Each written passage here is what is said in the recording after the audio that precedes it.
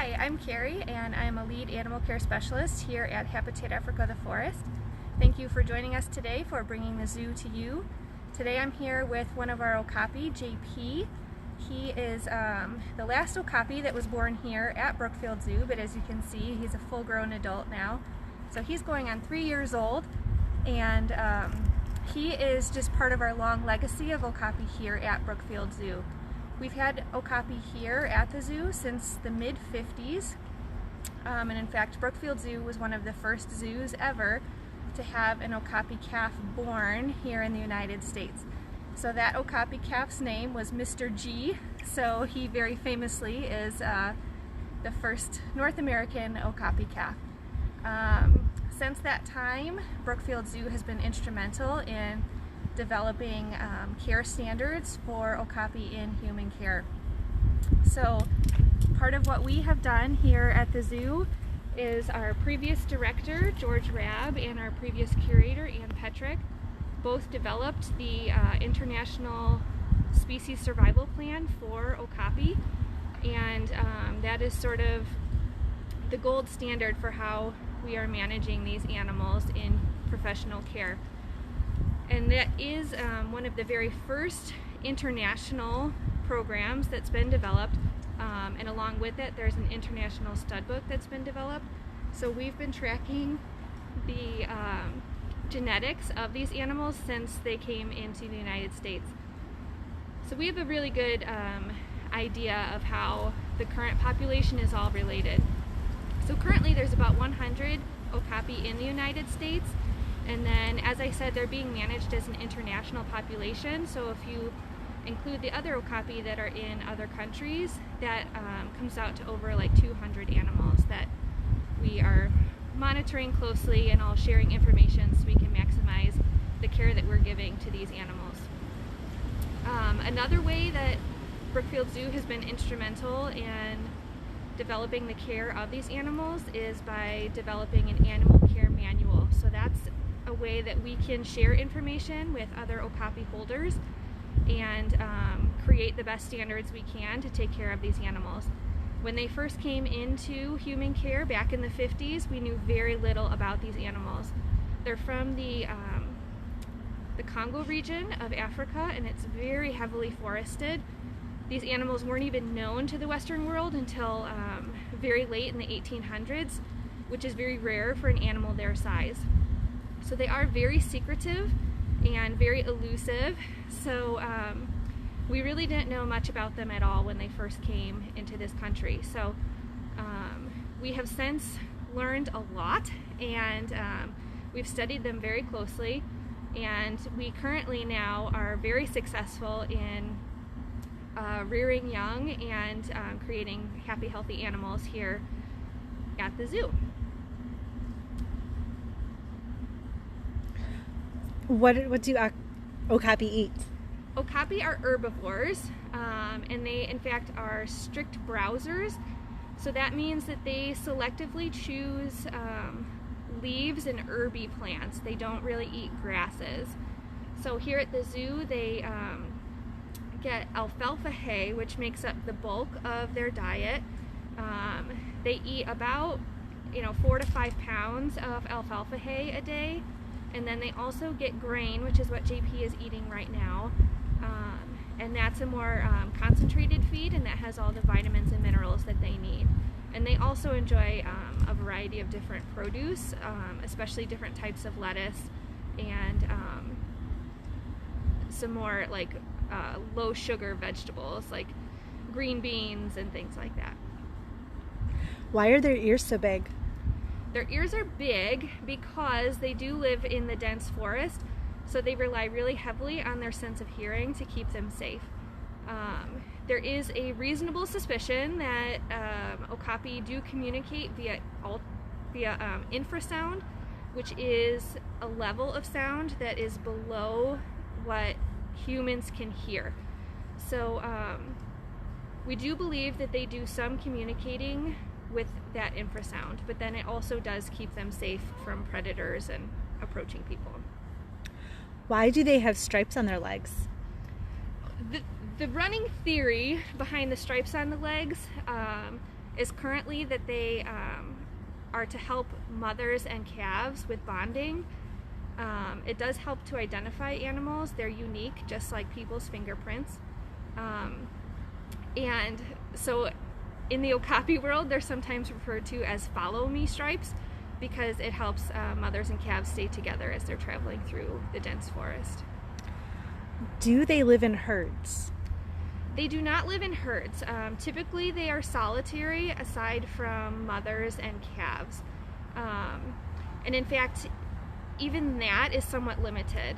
The calves are what we term as nesters. So after birth, the calf and the mother would have a very brief bonding time, and then typically what happens is the calf finds what we term as a nesting area, and that's an area where that calf is going to hide, and it'll stay safe from predators in that nesting area.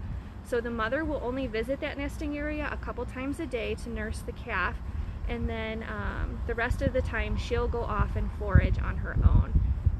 And that lasts for almost like 2 months, and at that point then the calf will be big enough to be able to follow the mother and stay a little bit closer to the mother at that point.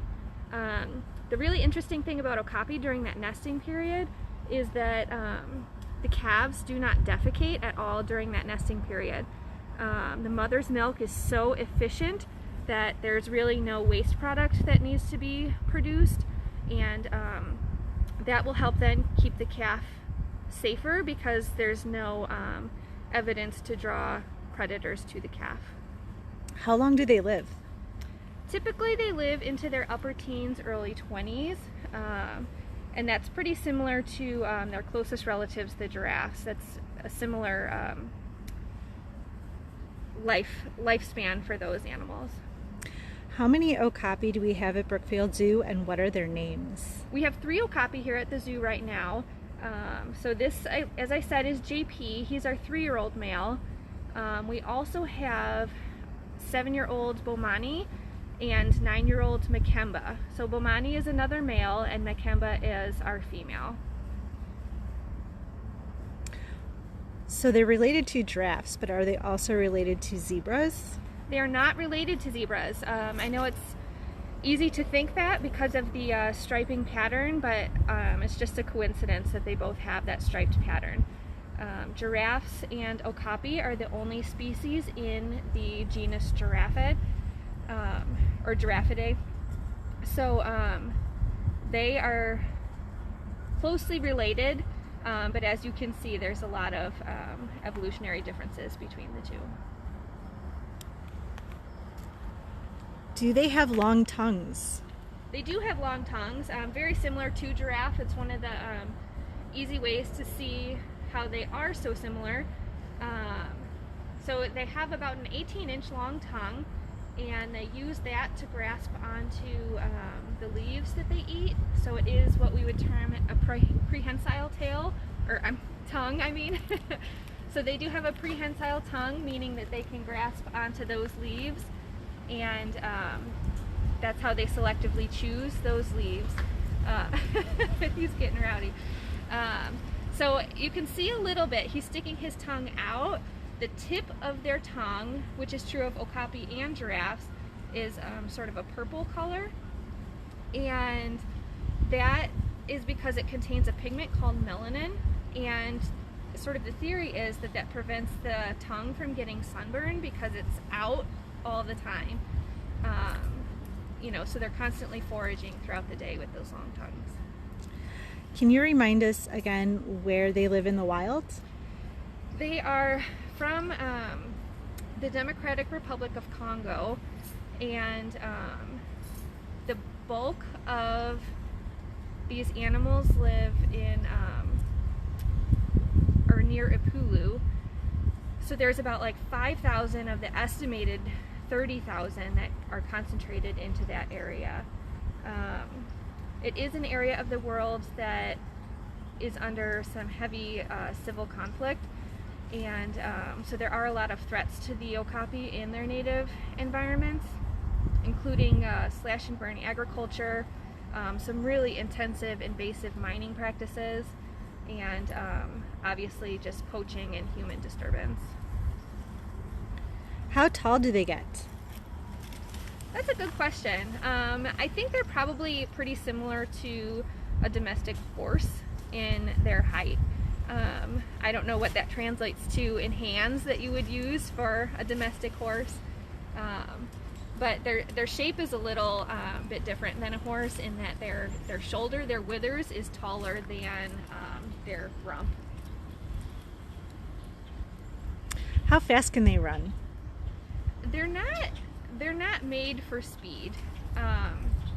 So because they live in the dense forest, they rely much more on remaining hidden than they do on speed to get away from predators. That being said, they can run quite fast when they need to. My guess is that they can run about 30 miles per hour for short distances of time. Where are the other two Okapi? The other two Okapi are sort of on the other side of this building that we're on. The way this building is structured, we have Okapi exhibits on both sides of the building.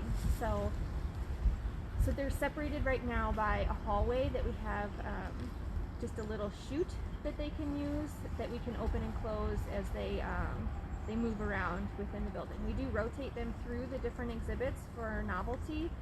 So JP just happens to be the Okapi that was on this side of the building where we're located. What color are their eyes? Their eyes are brown, a really, really dark brown. And in fact, what would be the white part of our eye is also a pigmented color. So their whole eye is very dark, but they do have some white to their eye. You know, like if they were to be surprised, sometimes you can see the white part of their eye. What are those horns on the top of their head? So that is an ossicone, which is very similar to what giraffes have. In giraffes, both the males and the females have an ossicone, but in Okapi, only the males have ossicones. So what it is actually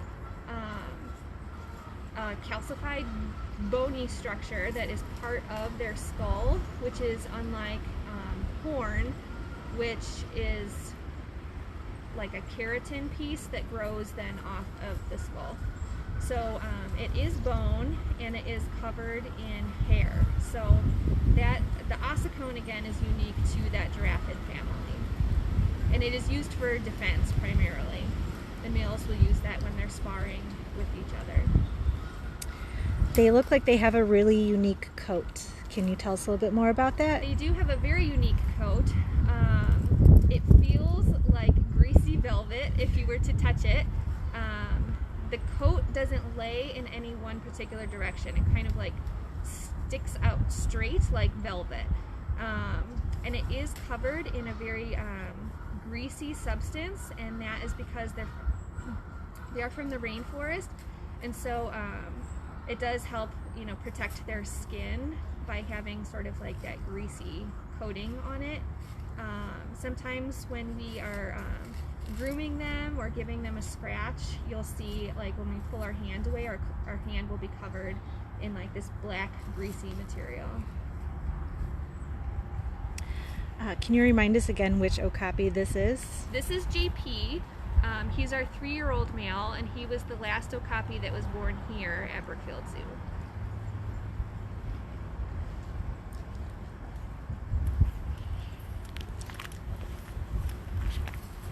So thank you all for joining us for bringing the zoo to you. We really appreciate your continued support, and we're hoping to see you all back here at the zoo soon.